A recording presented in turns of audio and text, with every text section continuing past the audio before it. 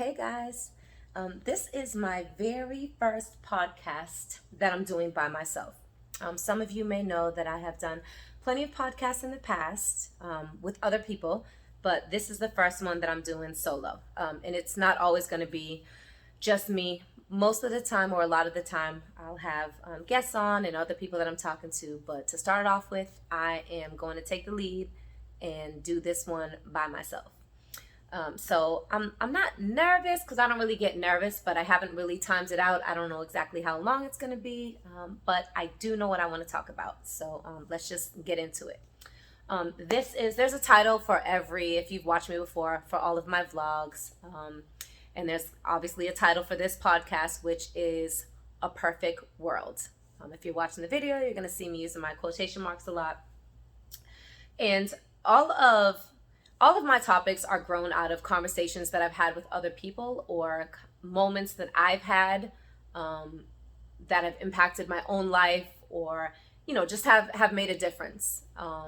Things that I want to share with other people or things that I have figured out in the midst of mentoring and coaching other people. So this one it's a personal experience. This has been on my mind for a couple of months.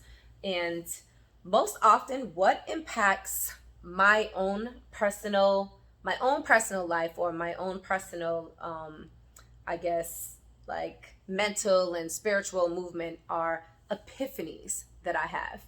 And my epiphanies are always related to like situations and things that I've done or gone through a million times, or almost like things that I should know better, that all of a sudden something happens and I look at a situation or I look at something a different way and I'm like, damn, it's like a moment of like, what the hell? It's like I've been in a dark room, then all of a sudden a light comes on. So the one that I'm going to share now is related to the simple phrase, the cliche phrase of in a perfect world. I've said it a bunch of times, and even when I don't say it, it's a thought that will come into my head when I'm trying to deal with something, whatever it may be. I'm like, in a perfect world, this is what should happen. So what kind of changed the way that I look at it is, I would say it was probably a couple of months ago.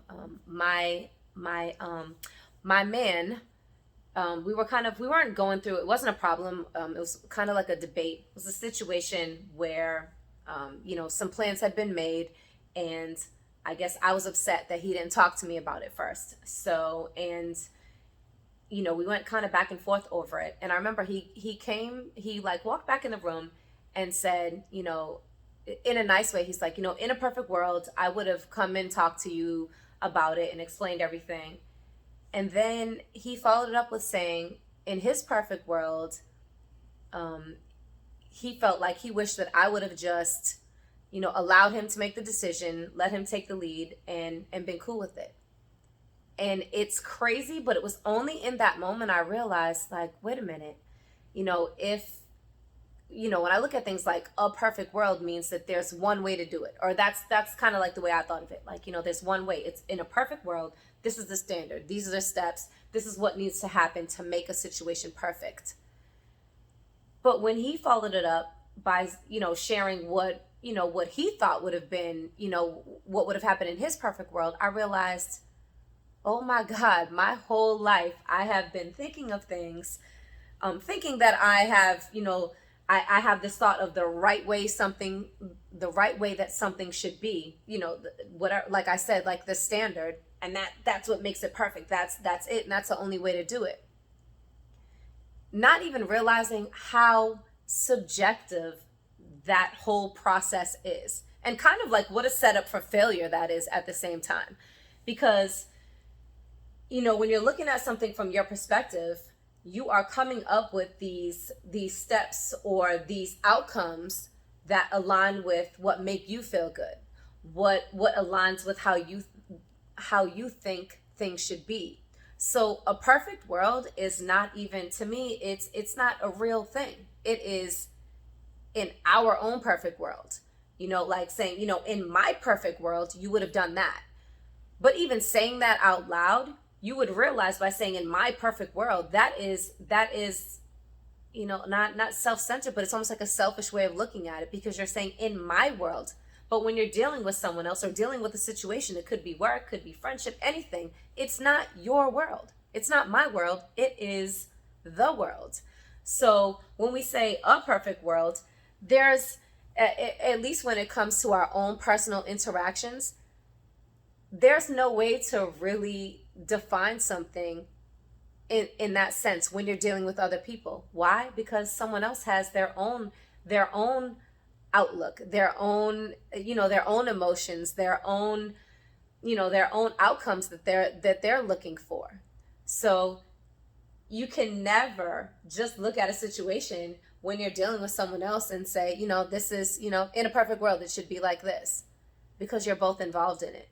So it had a really big impact on how I've looked at things, particularly in my relationship since then, because I realized that how many times I have thought, like basically my whole life, my default was, okay, this is how I think something should be, or this is the right way to do it, because it's that perfect world mentality that I was going off of. And I mean, you have to, and it's a natural thought. It is, because when you look at something, you're going off of, what's right, what appears right to us. But when you dig a little deeper, you realize that, sometimes, a lot of the time, maybe not all the time, but our idea of what's right or how things should go really come from a very, very personal and subjective perspective. So, and it's also kind of, this is the joke, my best friend, shout out to Fab, you'll hear her name a lot. We used to talk about this when we were younger, when we were younger and in relationships and, didn't really know much. We kind of would set ourselves up for failure, in that we would have this expectation, which was really defined in a perfect world, our perfect world scenario. And when it didn't happen that way, we would feel let down. I mean, like a simple example would be, when you're younger, you get into this argument with your man and you're like, you know what, the perfect thing or the way to make this right would be for him to, come home with flowers, take me to dinner and explain, how sorry he is and how right I am. That was really in our minds at that time. It was, that's the way to make it right.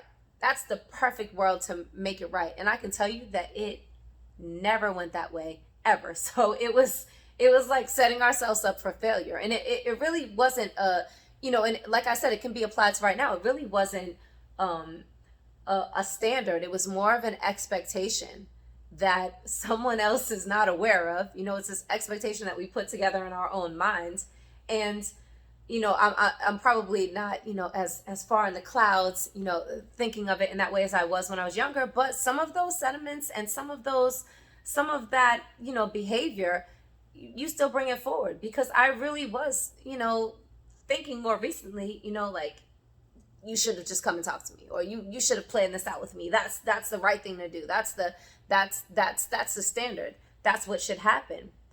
And not till I really stepped back and thought of it from his perspective, which I had never even considered. So to me, that's the point of this entire like thought process that I'm putting out there, is that it's not just about me. I didn't take into account other variables or what's right for someone else, or what they may think. And I probably couldn't even fathom that, because I was so stuck on, what I thought the standard was, or what I thought was correct. And it has made a huge difference. But like I said, the default is to think of what we think is right. Innately, we all have an idea of what we feel is right, and definitely what we want for ourselves. And that usually is what takes the lead. But when you're dealing with situations, I don't always want to make it about love. Or love, loving relationship. I mean, it can be friendships. It can be things that you want out of your career. It can be relationships with your coworkers. It could be situations professionally. Just sort of making that conscious decision to step out of being so, like, just so stuck in your perspective and one mind, is stepping out of it and taking into account how the universe works, other people's feelings, just all of the variables.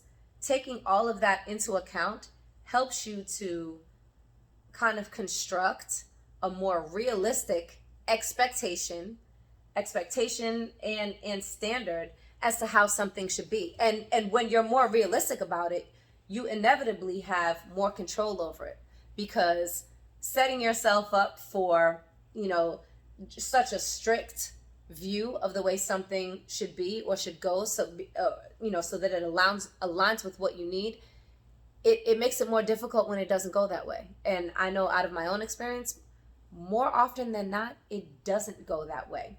So it's sort of being conscious of taking those small steps out of a situation. And even since then, since I know this, there have been times even since then that I've looked at situations and thought, this is what it should be. And I'm like, wait a second.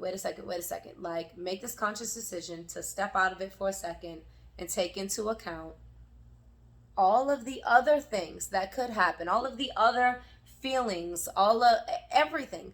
Take that into account as much as you can.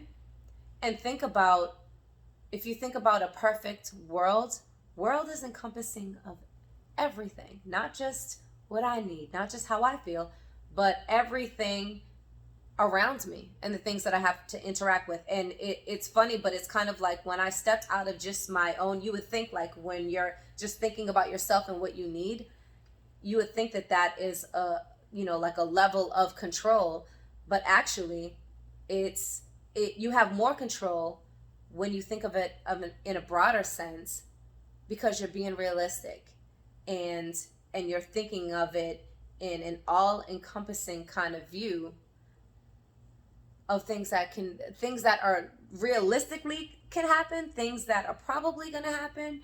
And it honestly, it gave me control over the way that I was looking at things. And again, I'm not perfect, so it doesn't always go that way. But when I'm able to kind of like rein myself back in and take a look at things from more than just my perspective, that's really when I find myself in a perfect world. Because if it was all about me, there would be nothing perfect about that. I wouldn't grow from anything if everything went just the way I wanted it to go. Even though that may feel good, but it wouldn't help me grow. So this is definitely, a small seed along the way that has allowed me to function better emotionally, and just function better mentally. And it's such a small thing, but that's why I wanted to talk about it, because it's like, it's a cliche that, when you looked at it, it's probably like, a perfect world. Yeah, we all know what that is. But it's those things that when I take something that I've been thinking about or that I've thought my whole life, and looking at it from a slightly different direction, shedding a new light on it, it really does feel like an epiphany to me. And I mean, having that thought means nothing unless you put it into action. And like I said, perfect world or standards or thinking of things from our perspective it's natural. That's the go-to. That's how you're supposed to, that's where our mind, our heart, and our spirit naturally goes. But the, growth is kind of stepping out of that. And that's why I want to share it. And one other thing that I wanted to say is, like, I'm not saying by any means not to have, because really perfect world is really, like, it's our expectations. So I'm not saying don't have expectations. You should absolutely have expectations for everything that you do. I'm just saying, don't box yourself in or, circle yourself into this perfect world scenario when it comes to your expectations. Open it up a little bit, have a little leeway, and take everything into account, because that is what will allow you to have more control over it. So that's all I have to say about that. I mean, there's, I could go on and on forever, and I probably will have a part 2 of this podcast, because I'd love to have, I'm not sure yet, just have someone else kind of, give their input on it. So I would love, as always, I just want to thank everyone that, follows my vlogs, that sends me emails, that comments, and that, just really, helps me to keep this going. I would love the same thing for this. So please, if you have any thoughts, drop a comment. I know a lot of times people don't want to share their personal thoughts, so email is always is always expected. I read all of them, you know, and I'm definitely grateful for them. It's asktiara@gmail.com. And I want to thank you guys for clicking, for listening, and for continuing to support, because I plan for there to be much more of this. So stick with me, and I will talk to you next time. Thanks.